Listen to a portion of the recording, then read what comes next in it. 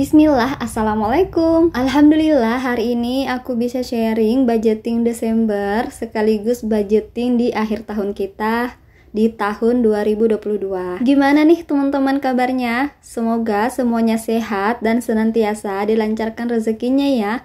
Amin, Allahumma amin. Karena ini adalah akhir tahun, gimana teman-teman? Apa sudah ada daftar resolusi di 2023? Dimana kita semua pasti berharap di tahun 2023 itu, jika Allah memberikan umur yang panjang, tentunya kita ingin semuanya jadi lebih baik, termasuk dalam hal kondisi keuangan kita ya teman-teman.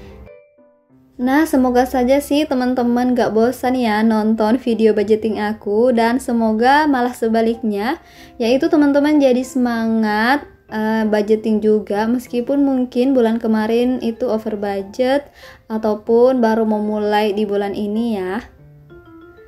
Oke, kita isi ya, mulai dari kebutuhan wajib dulu. Realisasinya itu sama dengan budgetnya ya teman-teman, karena ini memang sama setiap bulannya. Kemudian untuk foods yaitu 950.000 realisasinya, untuk grocery 350.000, untuk sufor di sini aku over budget ya teman-teman, yaitu 450.000. Soalnya anak aku kurang sehat, jadi susunya banyak lagi ya teman-teman, jadi malas makan. Oke, kita lanjut lagi untuk LPG dan galon, realisasinya 295.000. Untuk pulsa dan wifi 170.000, health 200.000, jadi habis ya. Kemudian untuk snack, makan di luar atau fun juga realisasinya 200.000. Dana darurat dan tidak terduga realisasinya 190.000 dari budget 200.000 ya teman-teman. Nah, setelah kolom realisasi, kita isi lagi kolom sisa ya. Untuk kebutuhan wajib yaitu nggak ada sisa. Lanjut lagi kita ke foods dan grocery, nggak ada sisa. Untuk sufor aku minus 50.000 ya teman-teman, jadi aku tulis di sini. Kemudian untuk LPG dan galon ada sisa 5.000 rupiah. Pulsa dan wifi, health, snack, makan di luar itu nggak ada sisa sama sekali. Kemudian untuk dana darurat ada sisa alhamdulillah 10.000 rupiah, meskipun gak banyak ya teman-teman.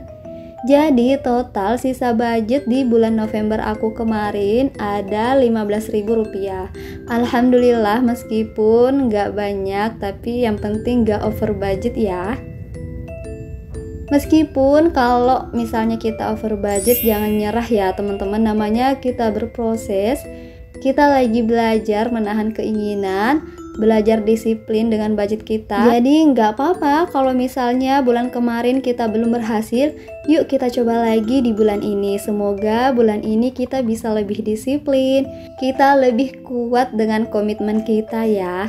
Sebenarnya sih budgeting itu yang susahnya adalah melawan ego kita sendiri ya teman-teman, melawan hawa nafsu kita untuk bersifat konsumtif, yang mungkin barang-barang yang kita beli itu sebenarnya nggak kita butuhin sama sekali, ataupun masih bisa kita tunda dengan cara menabung gitu loh teman-teman. Jadi bukan berarti menyiksa diri karena nggak beli sesuatu, jadi enggak ya teman-teman, karena mungkin sekarang Allah sedang memberikan kita pendapatan ataupun rezeki materi yang hanya cukup untuk kebutuhan. Jadi kita harus sabar dengan takdir Allah itu, sambil kita ikhtiar mengatur keuangan, ikhtiar menambah pendapatan, ikhtiar menabung untuk bisa membeli keinginan kita sih teman-teman. Karena uang yang banyak ataupun sedikit itu adalah masing-masing ujian kita. Misalnya si A punya banyak uang, berarti ujiannya itu adalah ujian diberi banyak harta. Sedangkan misalnya si B ujiannya itu kekurangan materi. Jadi itulah ujian kita. Kita harus fokus dengan ujian dan takdir kita masing-masing ya teman-teman. Dan salah satunya adalah mengatur keuangan. Jadi Mengatur keuangan ini adalah tanggung jawab kita sebagai istri untuk membantu suami membelanjakan harta dengan bijak untuk memenuhi kebutuhan hidup ataupun untuk bersedekah ya teman-teman. Karena insya Allah nanti setiap apa yang kita belanjakan, harta yang kita habiskan, atau apapun itu yang kita lakukan adalah pasti semuanya akan dipertanggungjawabkan nantinya ya teman-teman. Jadi itulah salah satu semangat aku untuk terus melakukan budgeting seperti ini ya teman-teman, agar yang pertama kebutuhan hidup bisa terpenuhi, kemudian agar kita bisa bersedekah, baik itu untuk anak kita, memenuhi kebutuhan pendidikannya, semuanya itu tergolong sedekah ke anak kita ya teman-teman.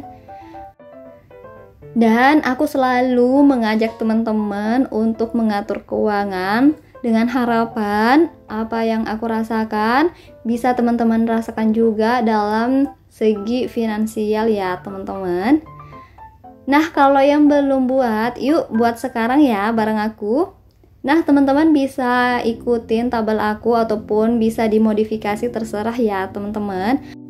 Aku buat 4 kolom ya. Yang pertama itu jenis pengeluaran, budget, realisasi, dan kolom sisa ya. Untuk jenis pengeluaran, kategori pertama itu aku selalu tulis kategori wajib, yaitu cicilan rumah, budgetnya 1.322.100, listrik dan air, beras, SPP anak masing-masing Rp200.000, transportasi anak Rp240.000. Kemudian kita ke kategori kebutuhan tidak tetap. Yang pertama ada foods Rp950.000. Kemudian belanja bulanan Rp400.000. Untuk LPG dan galon Rp300.000. Pulsa dan wifi Rp170.000. Snack makan di luar ataupun fun Rp200.000. Susu anak Rp400.000. Dan bulan ini nggak ada health ya teman-teman, soalnya bulan lalu sudah aku beli pakai dana darurat, soalnya sudah habis dan butuh teman-teman. Jadi bulan ini aku nggak budgeting untuk health ya teman-teman, karena masih ada. Kemudian untuk dana darurat ataupun tidak terduga masih Rp200.000. Nah, setelah kita listkan kebutuhan-kebutuhan kita beserta budgetnya, waktunya kita hitung total semua budgetnya ya teman-teman.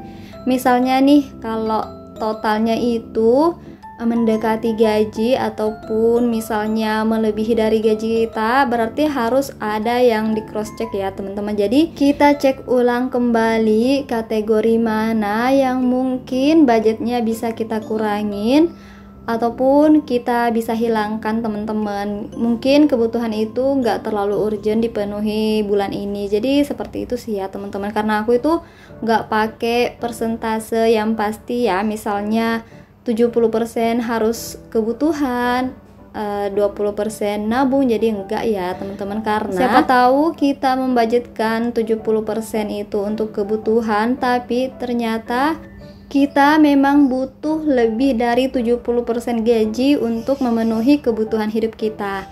Tapi kembali ke diri kita masing-masing, makanya try and error aja, coba dulu metode persentase. Misalnya teman-teman mau pakai metode itu, nah kalau misalnya nggak cocok, ganti lagi dengan metode yang lain, misalnya metode manual seperti aku. Dicatat dulu semua kebutuhan kita, perkiraan budgetnya berapa, kemudian kita totalkan, selisihkan dengan gaji kita. Jadi seperti itu sih ya teman-teman.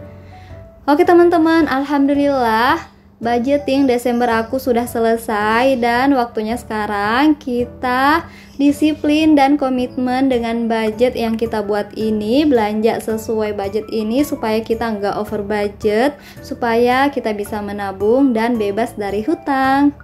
Dan ini adalah sisa budget bulan kemarin, Rp15.000. Aku taruh lagi dan aku bakalan masukin nanti ke sinking funds aku ya teman-teman. Oke teman-teman, untuk video kali ini cukup sampai di sini. Semoga aja sih teman-teman bisa mengambil sedikit manfaat dari video aku ini ya.